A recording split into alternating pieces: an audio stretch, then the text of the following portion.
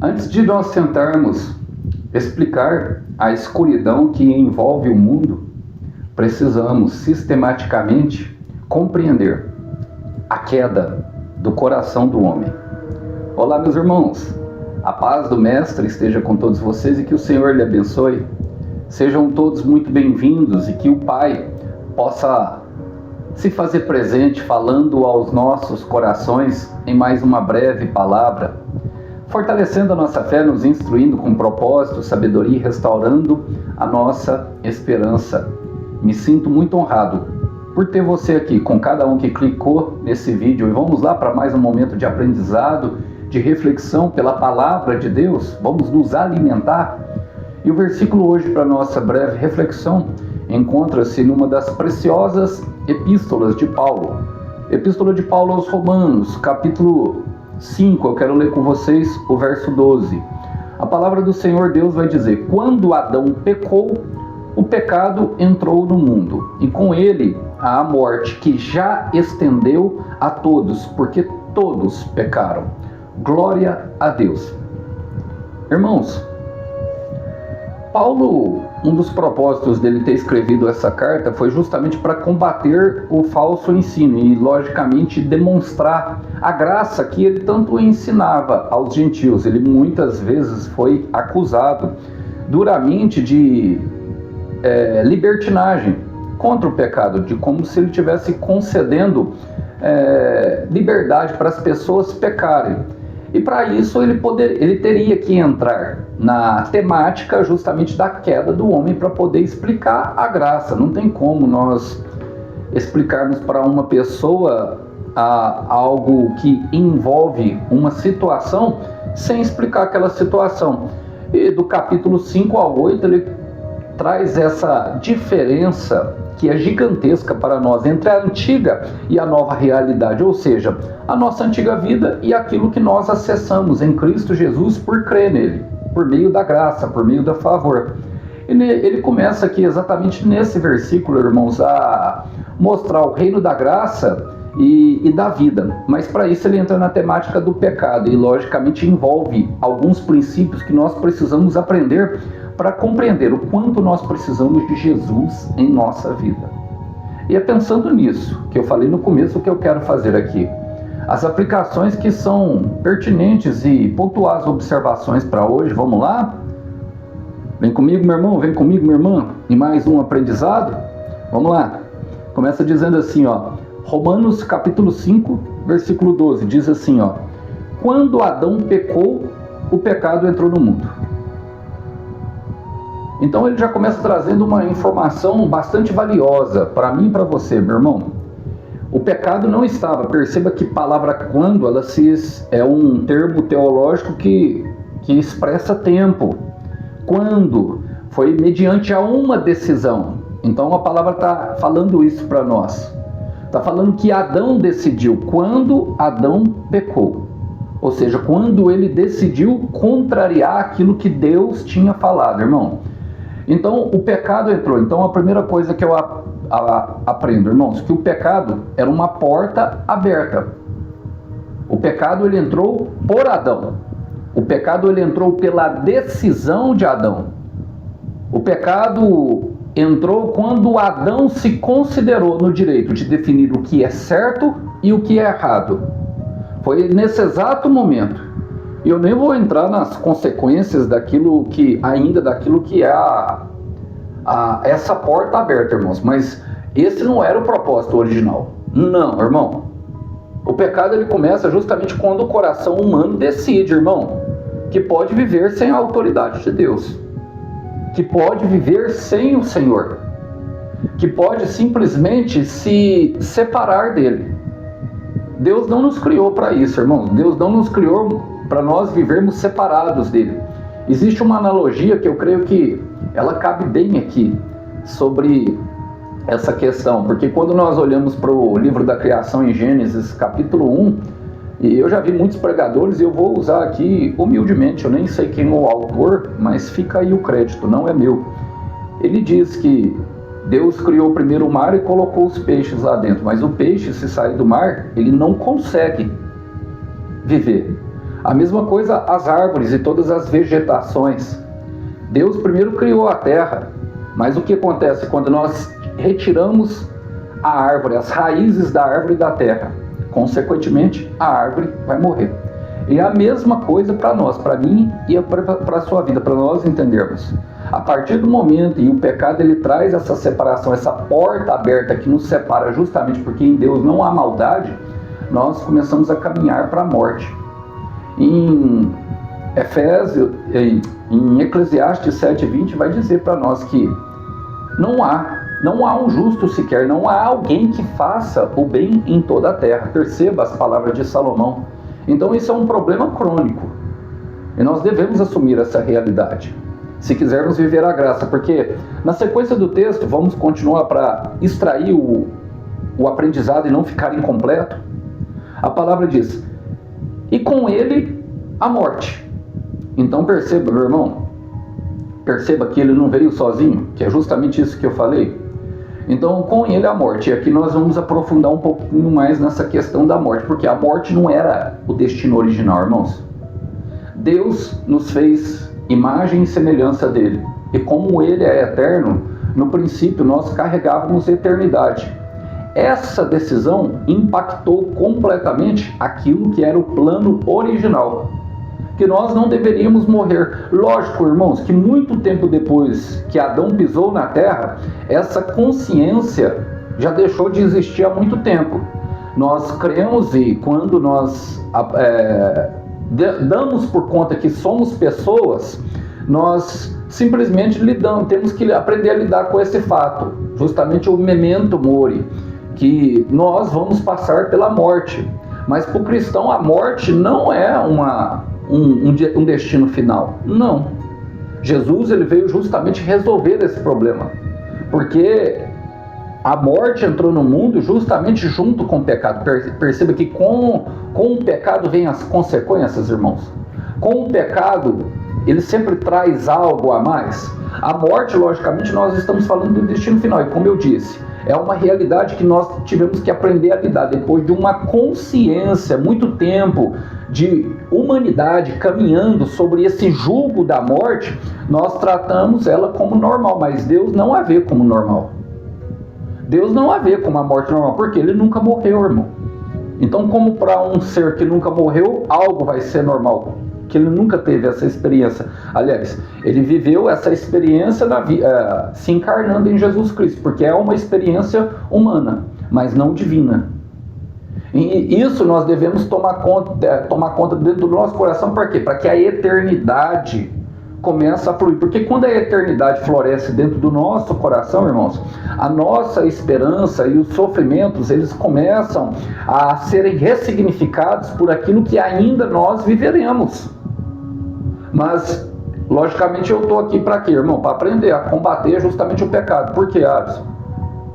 Se no céu não vai ter pecado, irmãos, isso é engano. A palavra diz que Satanás, quando ele pecou, ele estava no céu. Nós continuaríamos tendo o direito de escolher lá. Não vai ser uma porta fechada. É por isso que Deus nos ensina a obedecer. Por quê, Alisson? Porque o pecado promete liberdade, mas ele produz escravidão. O pecado promete vida, mas ele te paga com morte. Ele carrega morte.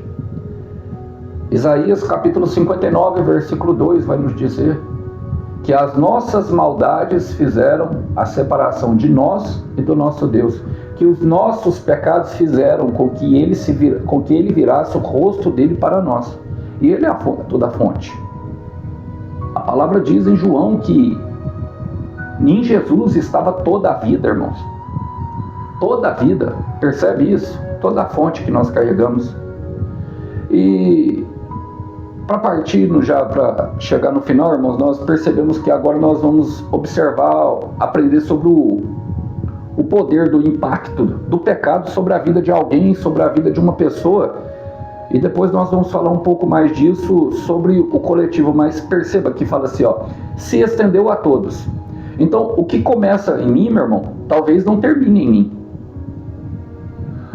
Talvez aquilo que seja uma atitude errada minha hoje, talvez não vai impactar somente a mim, talvez impacte a minha família, talvez impacte a minha casa, os meus colegas de trabalho, as pessoas que passaram pela minha vida, toda a minha igreja se estendeu. A palavra está dizendo isso, irmãos. E aqui revela algo profundo também, algo que carrega bastante profundidade, que é justamente, irmãos, a universalidade do problema. Se estendeu a todos. Começou pequeno, mas se tornou gigantesco.